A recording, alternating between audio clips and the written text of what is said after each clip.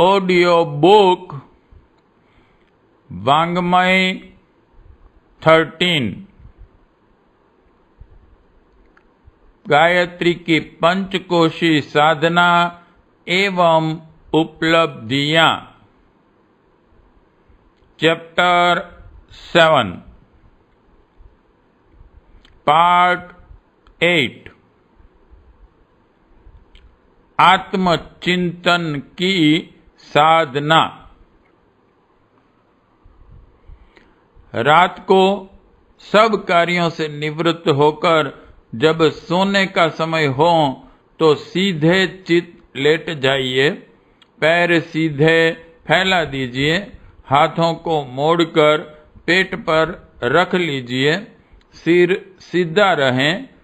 पास में दीपक जल रहा हो तो बुझा दीजिए या मंद कर दीजिए। नेत्रों को अध खुला रखिए। अनुभव कीजिए कि आपका आज का एक दिन एक जीवन था।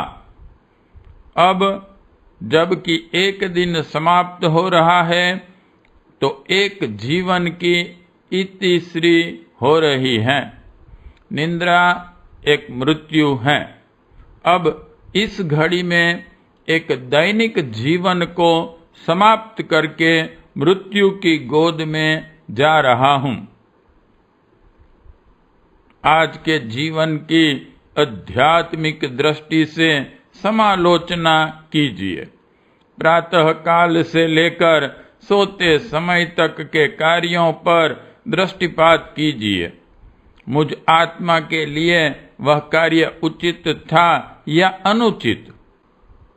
यह उचित था तो जितनी सावधानी एवं शक्ति के साथ उसे करना चाहिए था उसके अनुसार किया या नहीं? बहुमूल्य समय का कितना भाग उचित रीति से, कितना अनुचित रीति से, कितना निरर्थक रीति से व्यतीत किया? वह दैनिक जीवन सफल रहा या असफल? आत्मिक पूंजी में लाभ हुआ या घाटा? सद्प्रवृत्तियां प्रधान रहीं या असद प्रवृत्तियां? इस प्रकार के प्रश्नों के साथ दिन भर के कार्यों का भी निरीक्षण कीजिए। जितना अनुचित हुआ हो उसके लिए आत्मदेव के सम्मुख पश्चाताप करें। जो उचित हुआ हो उसके लिए परमात्मा को धन्यवाद दीजिए और प्रार्थना कीजिए कि आगामी जीवन में, कल के जीवन में उस दिशा में विशेष रूप से अग्रसर करें।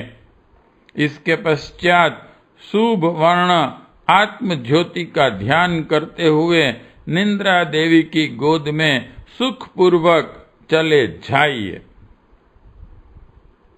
पार्ट 8 समाप्त।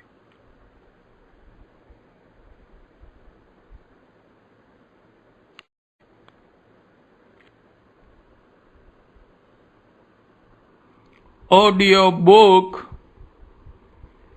वांग्मय 13 गायत्री की पंचकोशी साधना एवं उपलब्धियां। चैप्टर 7 पार्ट 9 दूसरी साधना। प्रातः काल जब नींद पूरी तरह खुल जाए तो अंगड़ाई लीजिए, 3 पूरे लंबे सांस खींचकर सचेत हो जाइए। भावना कीजिए कि आज नया जीवन ग्रहण कर रहा हूं, नया जन्म धारण कर रहा हूं।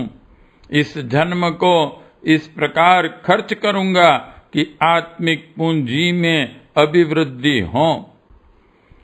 कल के दिन, पिछले दिन जो भूलें हुई थी, आत्मदेव के सामने जो पश्चाताप किया था उसका ध्यान रखता हुआ आज के दिन का अधिक उत्तमता के साथ उपयोग करूंगा।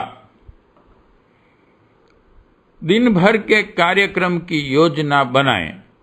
इन कार्यों में जो खतरा सामने आने को है उसे विचारिए और उससे बचने के लिए सावधान हो जाइए। उन कार्यों से जो आत्मलाभ होने वाला है वह अधिक हो, इसके लिए और तैयारी कीजिए। यह जन्म, यह दिन पिछले की अपेक्षा अधिक सफल हो, यह चुनौती अपने आप को दीजिए और उसे साहस पूर्वक स्वीकार कर लीजिए।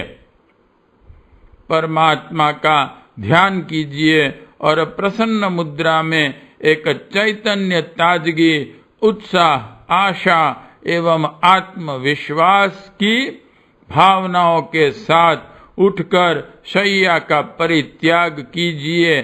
शैया के नीचे पैर रखना मानो आज के नव जीवन में प्रवेश करना है। इस आत्मचिंतन की साधना से दिन दिन शरीराभ्यास घटने लगता है। शरीर को लक्ष्य करके किए जाने वाले विचार और कार्य शिथिल होने लगते हैं तथा विचारधारा एवं कार्य प्रणाली समुन्नत होती हैं, जिसके द्वारा आत्म लाभ के लिए अनेक प्रकार के पुण्य आयोजन होते हैं। पाठ 9 समाप्त।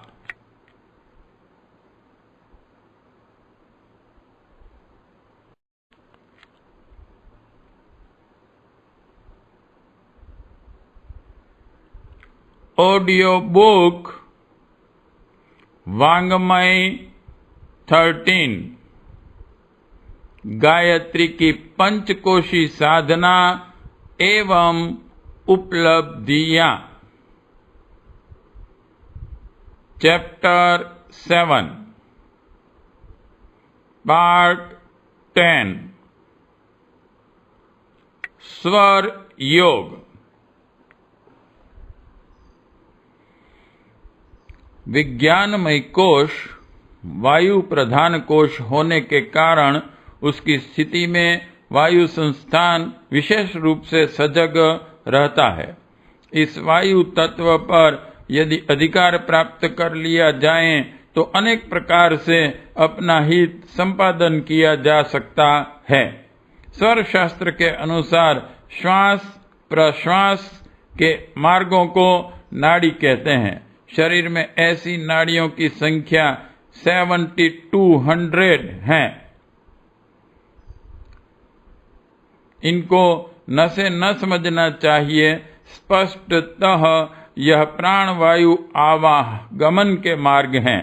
नाभि में इसी प्रकार की एक नाड़ी कुंडलिनी के आकार में है, जिसमें से 1 ईड़ा, 2 पिंगला, 3 सुषुम्ना, 4 गंधारी, 5 हस्त जिह्वा, 6 पूषा, 7 यशस्विनी, 8 अलम्बुषा, 9 कुहू तथा 10 शंखिनी नामक 10 नाड़ियां निकली हैं और यह शरीर के विभिन्न भागों की ओर चली जाती हैं।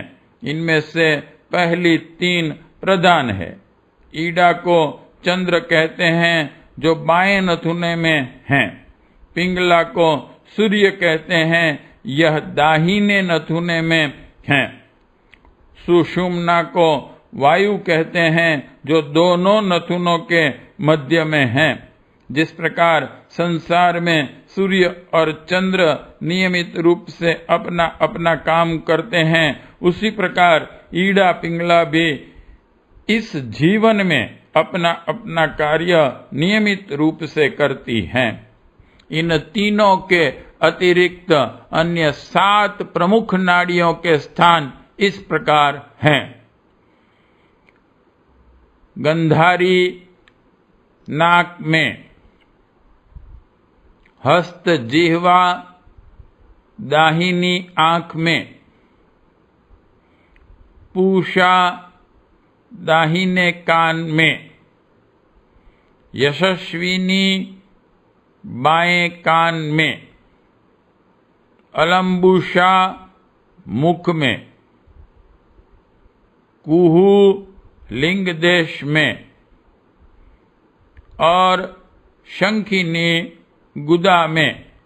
इस प्रकार शरीर के 10 द्वारों में 10 नाड़ियां हैं। हठ योग में नाभि कंद अर्थात कुंडलिनी स्थान गुदा द्वार से लिंग देश की ओर 2 अंगुल हटकर मूलाधार चक्र माना गया है। स्वर योग से वह स्थिति माननीय न होगी। स्वर योग शरीर शास्त्र से संबंध रखता है और शरीर की नाभि या मध्य केंद्र गुदा मूल में नहीं वरन उदर की टुंडी में ही हो सकता है। इसलिए यहाँ नाभि देश का तात्पर्य उदर की टुंडी मानना ही ठीक है। श्वास क्रिया का प्रत्यक्ष संबंध उदर से ही है। इसलिए प्राणायाम द्वारा उदर घर्षण संस्थान तक प्राणवायु को ले जाकर नाभि केंद्र से इस प्रकार घर्षण किया जाता है वहां की सुसुप्त शक्तियों को जागरण हो सके। चंद्र और सूर्य की अदृश्य रश्मियों का प्रभाव स्वरों पर पड़ता है। सब जानते हैं कि चंद्रमा का गुण शीतल और सूर्य का उष्ण है। शीतलता से स्थिरता, गंभीरता, विवेक प्रभृति गुण उत्पन्न होते हैं और उष्णता से तेज, शौर्य, चंचलता, उत्साह, क्रियाशीलता, बल आदि गुणों का आविर्भाव होता है। मनुष्य को सांसारिक जीवन में शांतिपूर्ण और अशांतिपूर्ण दोनों ही तरह से काम पड़ते हैं। किसी भी काम का अंतिम परिणाम उसके आरंभ पर निर्भर है। इसलिए विवेकी पुरुष अपने कर्मों को आरंभ करते समय यह देख लेते हैं कि हमारे शरीर और मन की स्वाभाविक स्थिति इस प्रकार काम करने के अनुकूल है या नहीं। एक विद्यार्थी को रात में उस समय पाठ याद करने के लिए दिया जाए जबकि उसकी स्वाभाविक स्थिति निद्रा चाहती है तो वह पाठ को अच्छी तरह याद न कर सकेगा। यदि यही पाठ उसे प्रातः काल की अनुकूल स्थिति में दिया जाए तो आसानी से सफलता मिल जाएगी। ध्यान, भजन, पूजन, मनन, चिंतन के लिए एकांत की आवश्यकता है, किंतु उत्साह भरने और युद्ध के लिए कोलाहलपूर्ण वातावरण की, बाजों की घोर ध्वनि की आवश्यकता होती है। ऐसी उचित स्थितियों में किए कार्य अवश्य ही फलीभूत होते हैं। दृष्टिकोण के आधार पर स्वर योगियों ने आदेश किया है कि विवेकपूर्ण और स्थायी कार्य चंद्र स्वर में किए जाने चाहिए, जैसे विवाह, दान, मंदिर, कुआं, तालाब बनाना, नवीन वस्त्र धारण करना, घर बनाना, आभूषण बनवाना, शांति के काम, पुष्टि के काम, सफा खाना, औषधि देना, रसायन बनाना, मैत्री, व्यापार, बीज बोना, दूर की यात्रा, विद्यारंभ, धर्म, यज्ञ, दीक्षा, मंत्र, विद्याभ्यास, क्रिया आदि, यह सब कार्य ऐसे हैं जिनमें अधिक गंभीरता और बुद्धिपूर्वक कार्य करने की आवश्यकता है। इसलिए इनका आरंभ भी ऐसे ही समय में होना चाहिए जब शरीर के सूक्ष्म कोश चंद्रमा की शीतलता को ग्रहण कर रहे हों। पार्ट 10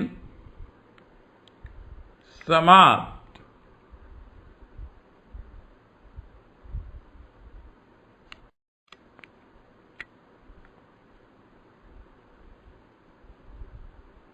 ऑडियो बुक वांग्मय 13 गायत्री की पंचकोशी साधना एवं उपलब्धियां, चैप्टर 7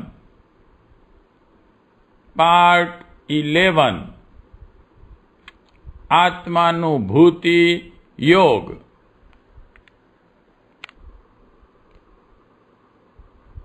उत्तेजना, आवेश एवं जोश के साथ करने पर जो कार्य ठीक होते हैं उनके लिए सूर्य स्वर उत्तम कहा गया है। जैसे क्रूर कार्य, स्त्री भोग, भ्रष्ट कार्य, युद्ध करना, देश का ध्वंस करना, विष खिलाना, मद्य पीना, हत्या करना, खेलना, काठ पत्थर, पृथ्वी रत्न को तोड़ना, तंत्र विद्या, जुआ, चोरी, व्यायाम, नदी पार करना आदि यहाँ उपरोक्त कठोर कर्मों का समर्थन या निषेध नहीं है। शास्त्रकार ने तो वैज्ञानिक की तरह विश्लेषण कर दिया है कि ऐसे कार्य उस वक्त अच्छे होंगे जब सूर्य की उष्णता के प्रभाव से जीवन तत्व उत्तेजित हो रहा हो। शांतिपूर्ण मस्तिष्क से भली प्रकार ऐसे कार्यों को कोई व्यक्ति कैसे कर सकेगा। इसका तात्पर्य यह भी नहीं कि सूर्य स्वर में अच्छे कार्य नहीं होते। संघर्ष और युद्ध आदि कार्य देश, समाज अथवा आश्रित की रक्षार्थ भी हो सकते हैं और उनको सब कोई प्रशंसनीय बतलाता है। इसी प्रकार विशेष परिश्रम के कार्यों का संपादन भी समाज और परिवार के लिए अनिवार्य होता है। वे भी सूर्य स्वर में उत्तमता युक्त होते हैं। कुछ क्षण के लिए जब दोनों नाड़ी ईड़ा पिंगला रुक कर सुषुम्ना चलती हैं तब प्रायः शरीर संधि अवस्था में होता है। वह संध्या काल है। दिन के उदय और अस्त को संध्या काल कहते हैं। इस समय जन्म या मरण काल के समान पारलौकिक भावनाएं मनुष्य में जागृत होती हैं और संसार की ओर से विरक्त, उदासीनता एवं अरुचि होने लगती हैं। स्वर की संध्या से भी मनुष्य का चित्त सांसारिक कार्यों से कुछ उदासीन हो जाता है और अपने वर्तमान अनुचित कार्यों पर पश्चाताप स्वरूप खिन्नता प्रकट करता हुआ कुछ आत्मचिंतन की ओर झुकता है। वह क्रिया बहुत ही सूक्ष्म होती है, अल्पकाल के लिए आती है, इसलिए हम अच्छी तरह पहचान भी नहीं पाते। यदि इस समय परमार्थ चिंतन और ईश्वराराधना का अभ्यास किया जाए तो निसंदेह उसमें बहुत उन्नति हो सकती है, किंतु सांसारिक कार्यों के लिए यह स्थिति उपयुक्त नहीं है।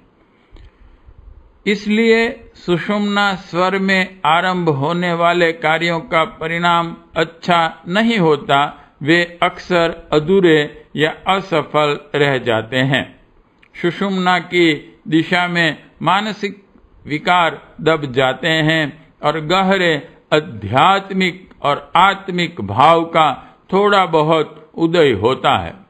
इसलिए इस समय में दिए हुए शाप या वरदान अधिकांश फलीभूत होते हैं, क्योंकि इन भावनाओं के साथ आत्म तत्व का बहुत कुछ सम्मिश्रण होता है। ईड़ा शीत ऋतु है तो पिंगला ग्रीष्म ऋतु।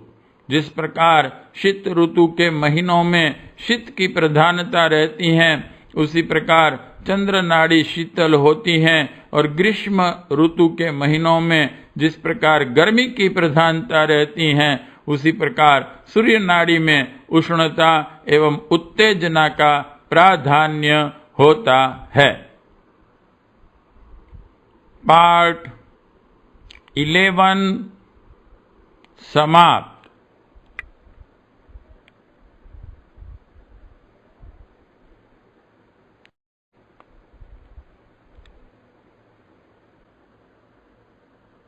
ऑडियो बुक वांग्मय 13 गायत्री की पंचकोशी साधना एवं उपलब्धियां। चैप्टर 7 पार्ट 12 स्वर बदलना। कुछ विशेष कार्यों के संबंध में स्वर शास्त्रज्ञों के जो अनुभव हैं, उनकी जानकारी सर्वसाधारण के लिए बहुत ही सुविधाजनक होगी।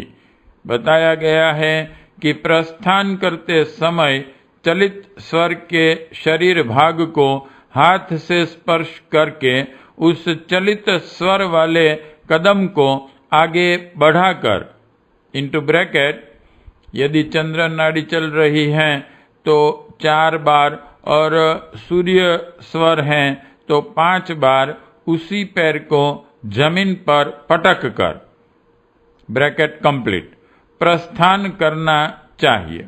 यदि किसी क्रोधी पुरुष के पास जाना है तो अचलित स्वर इंटू ब्रैकेट जो स्वर न चल रहा हो ब्रैकेट कंप्लीट के पैर को पहले आगे बढ़ाकर प्रस्थान करना चाहिए और अचलित स्वर की ओर उस पुरुष को करके बातचीत करनी चाहिए।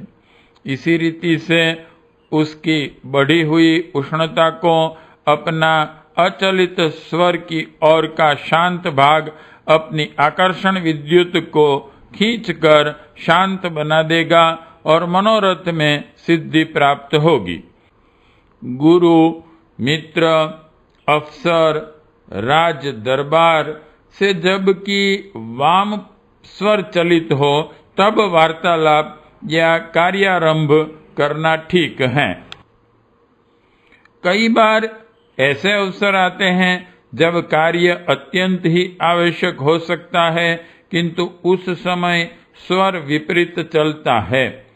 तब क्या उस कार्य के किए बिना ही बैठा रहना चाहिए? नहीं, ऐसा करने की जरूरत नहीं है। जिस प्रकार जब रात को निद्रा आती है किंतु उस समय कुछ कार्य करना आवश्यक होता है, तब चाय आदि किसी उत्तेजक पदार्थ की सहायता से शरीर को चैतन्य करते हैं, उसी प्रकार हम कुछ उपायों द्वारा स्वर को बदल भी सकते हैं। नीचे कुछ ऐसे नियम लिखे जाते हैं। 1. जो स्वर नहीं चल रहा उसे अंगूठे से दबाएं और जिस नथुने से सांस चलती है उससे हवा खींचें, फिर जिससे श्वास खींची है उसे दबाकर पहले नथुने से यानी जिस स्वर को चलाना है उससे सांस छोड़े। इस प्रकार कुछ देर तक बार बार करें, श्वास की चाल बदल जाएगी। 2. जिस नथुने से श्वास चल रहा हो उसी करवट से लेट जावें तो स्वर बदल जाएगा। इस प्रयोग के साथ पहला प्रयोग करने से स्वर और भी शीघ्र बदलता है। 3. जिस तरफ का स्वर चल रहा हो उस ओर की कांख यानी कि बगल में कोई सख्त चीज कुछ देर दबाकर रखो तो स्वर बदल जाता है। पहले और दूसरे प्रयोग के साथ यह प्रयोग भी करने से शीघ्रता होती है। 4. घी खाने से वाम स्वर और शहद खाने से दक्षिण स्वर चलना कहा जाता है। 5. चलित स्वर में पुरानी स्वच्छ रुई का फाया रखने से स्वर बदलता है। बहुधा जिस प्रकार बीमारी की दशा में शरीर को रोग मुक्त करने के लिए चिकित्सा की जाती है, उसी प्रकार स्वर को ठीक अवस्था में लाने के लिए इन उपायों को काम में लाना चाहिए। पार्ट 12 समाप्त।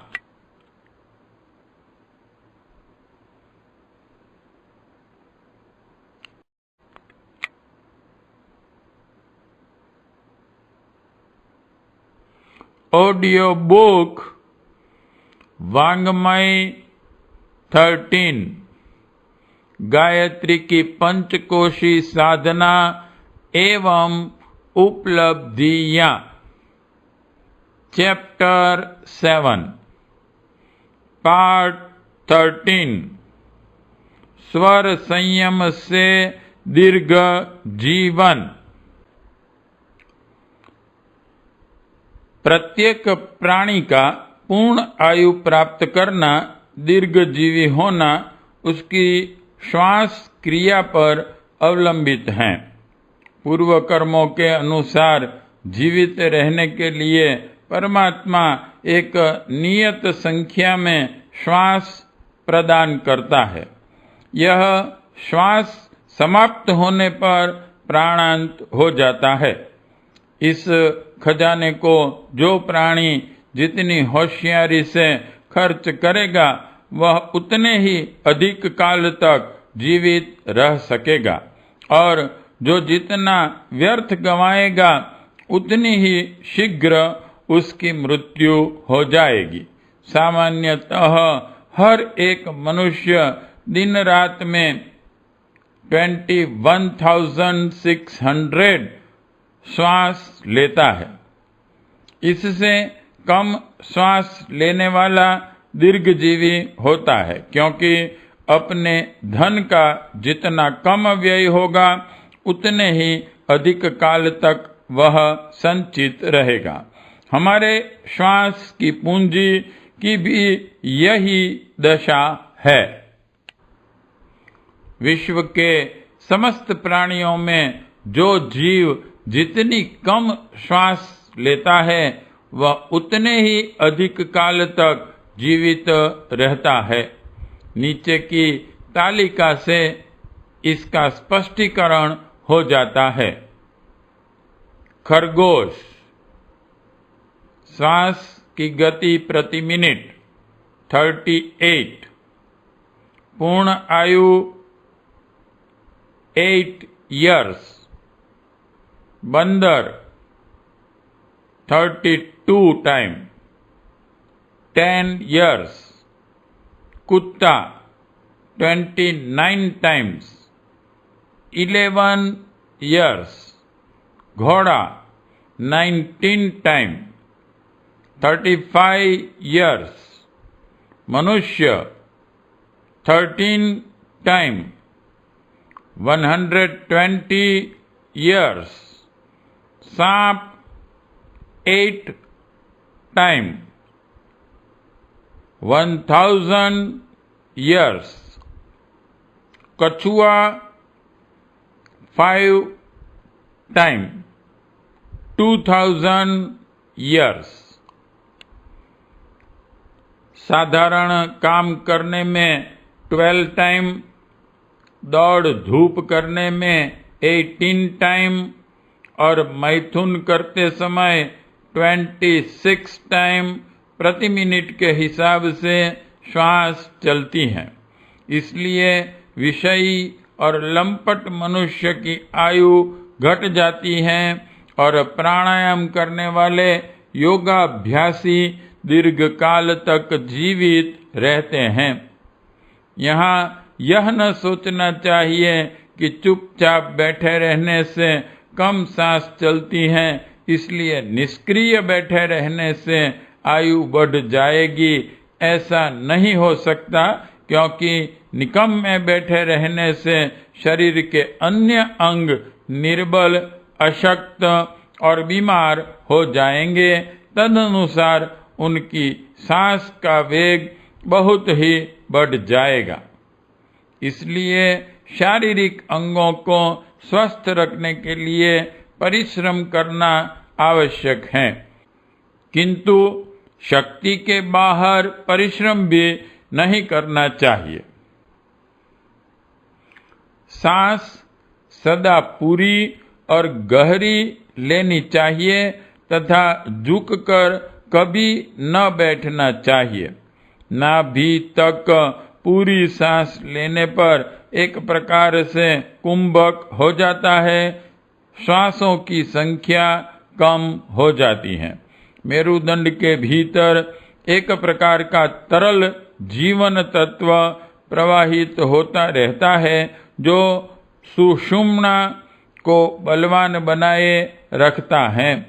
तदनुसार मस्तिष्क की पुष्टि होती रहती है।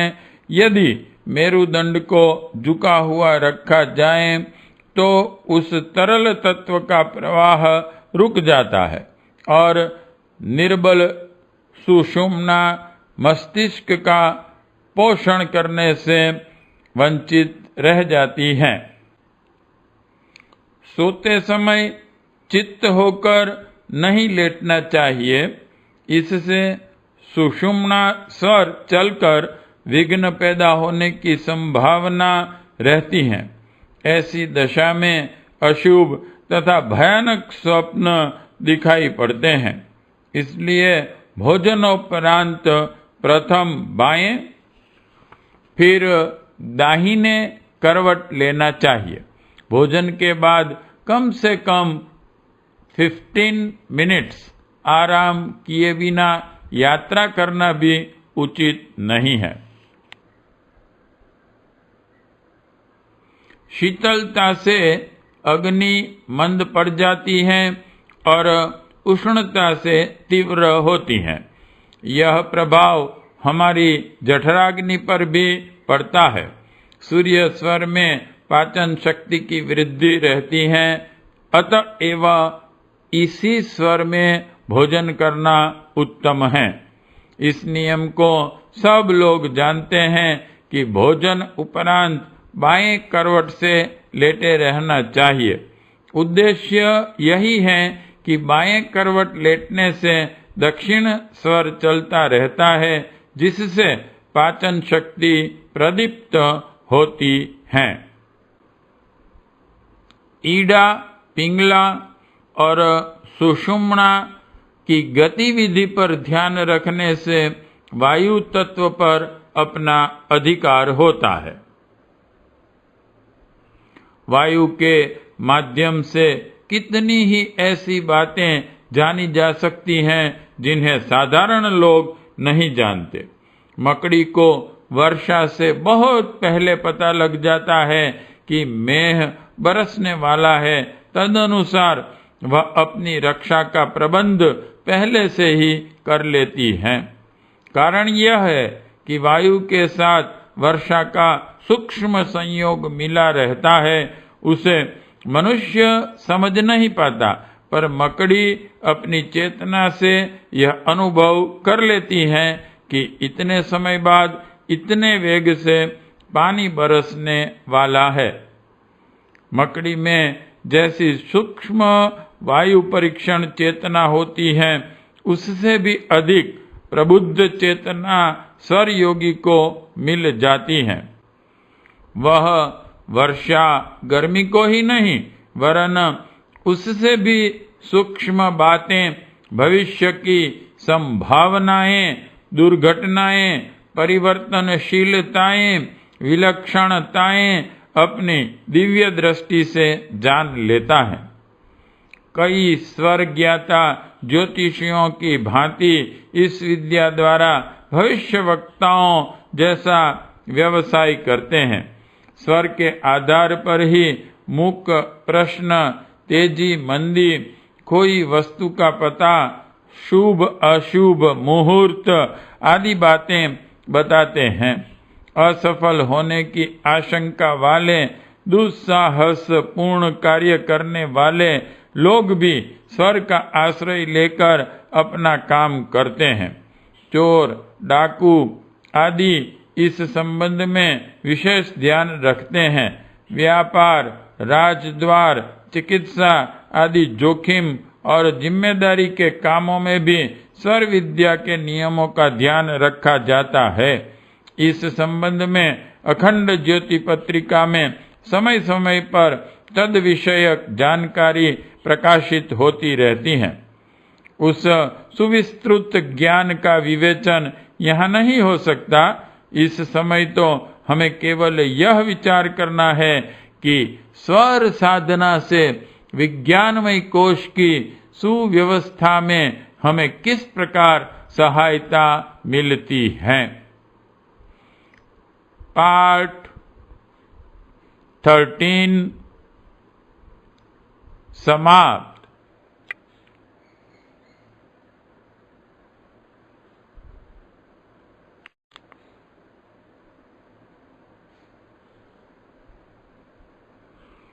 ऑडियो बुक वांग्मय 13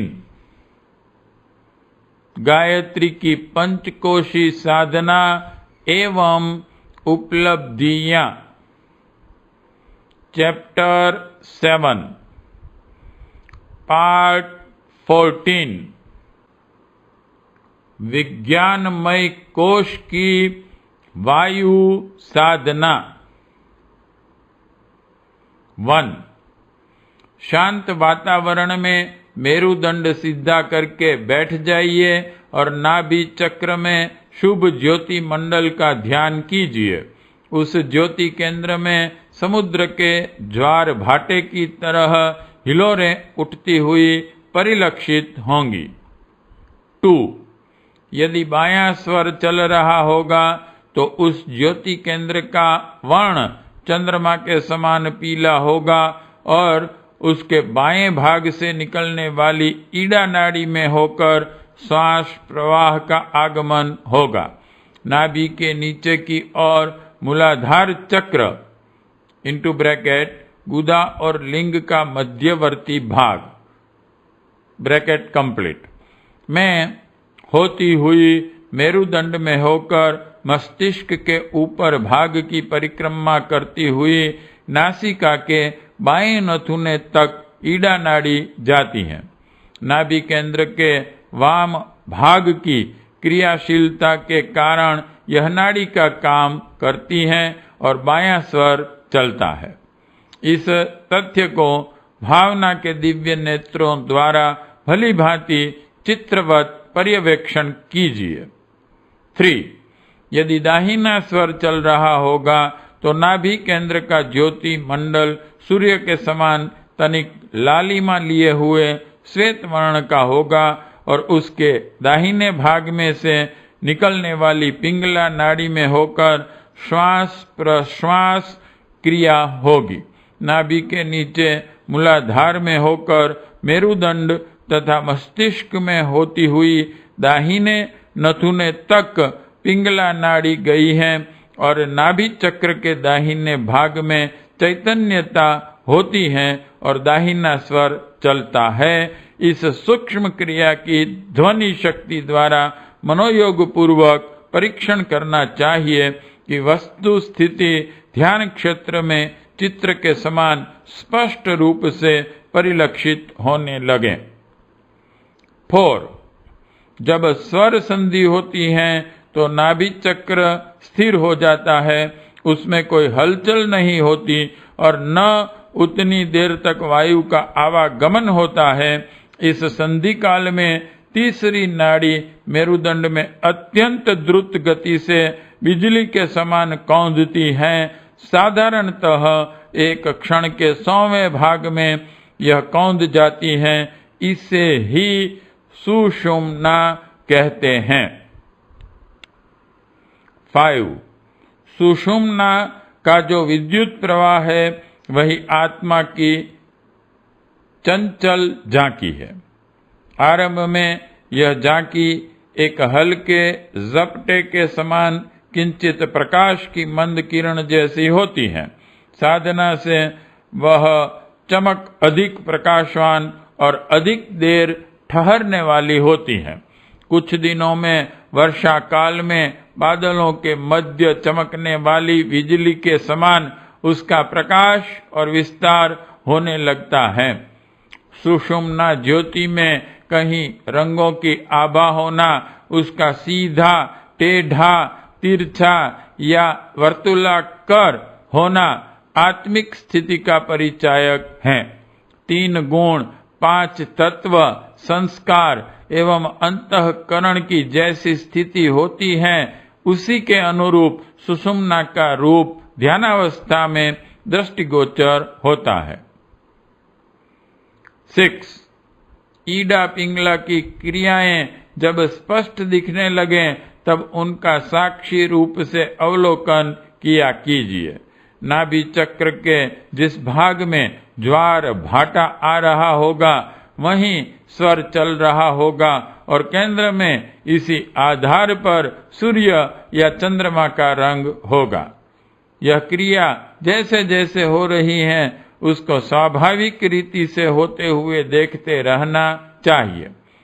एक सांस के भीतर पूरा प्रवेश होने पर जब लौटती हैं तो उसे अभ्यंतर संधि, और जब सांस पूरी तरह बाहर निकल नई सांस भीतर जाना आरंभ करती हैं तब उसे बाह्य संधि कहते हैं। इन कुंभक कालों में सुषुम्ना की द्रुत गति गामिनी विद्युत आभा का अत्यंत चपल प्रकाश विशेष सजगता पूर्वक दिव्य नेत्रों से देखना चाहिए। 7. जब ईडा बदलकर पिंगला में या पिंगला बदलकर ईडा में जाती हैं, अर्थात एक स्वर जब दूसरे में परिवर्तित होता है तो सुषुम्ना की संधि बेला आती है। अपने आप स्वर बदलने के अवसर पर स्वाभाविक सुषुम्ना का प्राप्त होना प्रायः कठिन होता है। इसलिए स्वर विद्या के साधक पिछले पृष्ठों में बताए गए स्वर बदलने के उपायों से वह परिवर्तन करते हैं और जब सुषुम्ना की संधि आने पर आत्मा ज्योति का दर्शन करते हैं। यह ज्योति आरंभ में चंचल और विविध आकृतियों की होती है और अंत में स्थिर एवं मंडलाकार हो जाती है। यह स्थिरता ही विज्ञानमय कोश की सफलता है। उसी स्थिति में आत्म साक्षात्कार होता है। सुषुम्ना में अवस्थित होना वायु पर अपना अधिकार कर लेना है। इस सफलता के द्वारा लोक लोकांतरों तक अपनी पहुंच हो जाती है और विश्व ब्रह्मांड पर अपना प्रभुत्व अनुभव होता है। प्राचीन समय में स्वर शक्ति द्वारा अणिमा, महिमा, लघिमा आदि सिद्धियां प्राप्त होती थी। आज के युग प्रवाह में वैसा तो नहीं होता, पर ऐसे अनुभव होते हैं जिनसे मनुष्य शरीर रहते हुए भी मानसिक आवरण में देव तत्वों की प्रचुरता हो जाती है। विज्ञानमय कोश के विजयी को भूसुर, भूदेव या नर तनुधारी दिव्य आत्मा कहते हैं। पार्ट 14 समाप्त।